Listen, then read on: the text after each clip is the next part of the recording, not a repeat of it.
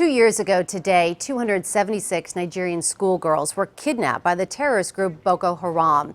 Today, on the anniversary of their capture, family members of the schoolgirls say they have identified some of them in a new video obtained by CNN. Our CBSN colleague, Vladimir Duthiers, was working for CNN in Nigeria at the time the girls were captured.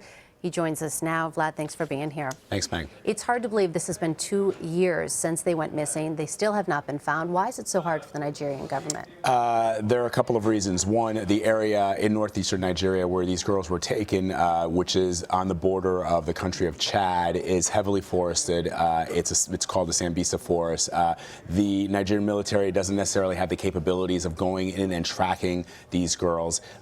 There has been, up until the recent election of the new president, President Muhammad Buhari, a lack of political will, some say. When I was there in Nigeria, I spoke to the governor of the state where these girls were from, and he said he was not getting any real help from the Nigerian military. The Nigerian military up in northeastern Nigeria has been on its heels. The terrorist group Boko Haram has major league weapons at their disposal, including, according to some reports, anti-aircraft weapons, weapons that they've either stolen or bought over the course of a number of years. And so the idea of sending a soldier who doesn't make a lot of money, who is probably poorly equipped, into an area where he has to take on an entrenched terrorist group is something that not a lot of soldiers and military commanders want to do. Here in the U.S., if something like this were to happen, we've got Amber Alerts in place and other things that alert the public. Right. Anything like that. We're talking about more than 270 girls kidnapped. That blows the mind, right? When Yes. you think about it, that when there's a child missing in the United States, the entire country, we in the press and the police, and there's so many forces marshaled into trying to find that one child.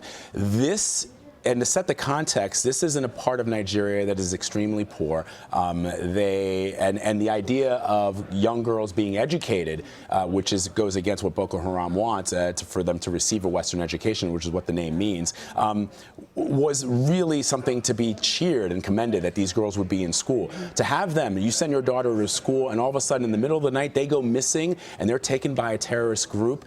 It boggles the mind to know that there are so many children that were taken like that. The government at one point, early in the investigation, or early as we started to report this, tried to tell us that they had located the girls, and all of a sudden we started getting phone calls from parents saying, my child is still missing. I don't know what the government is saying. There was a sense that the government was trying to get in front of this story before it blossomed into a thing that has now become a worldwide phenomenon where people use this hashtag, bring back our girls. It just is unbelievable to think that this could happen in this day and age, but it certainly has in Nigeria, and it continues to happen. This is the most publicized incident. Girls go missing almost every day in Nigeria. People are slaughtered every day. Over the last 6 years or so since the insurgency of Boko Haram began, Human Rights Watch, Amnesty International, other groups say at least 20,000 people have been killed by this group, 1.5 million people displaced. It's like having a 9/11 every single year in this country. Unbelievable. We hear so much about ISIS. We don't hear a lot about Boko Haram. Tell us a little bit more about their motives as a terrorist group. This is a group that was formed in 2009, early 2009. Ultimately, their charismatic, some say charismatic leader, Mohammed Yusuf, was killed in police custody. And all of a sudden, that became the impetus for this just trail of destruction that they've left across the country.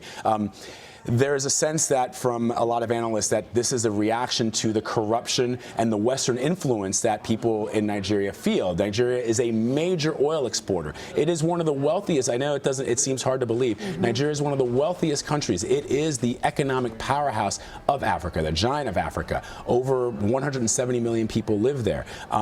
They export, depending on the year, they're probably the 4th or 5th largest exporter of oil to this country. So we benefit from the natural resources of that country. But the power is shared by only a very small few people.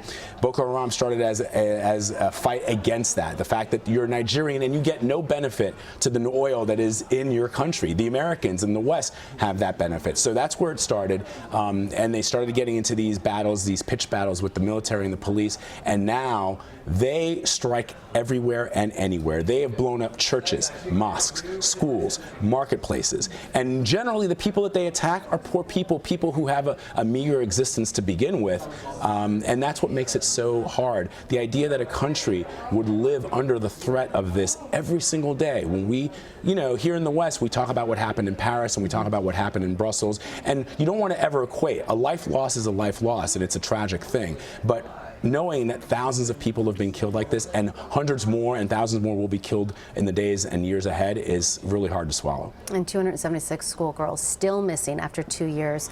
Vlad, thank you so much. Such a unique perspective after being there in Nigeria. I appreciate it.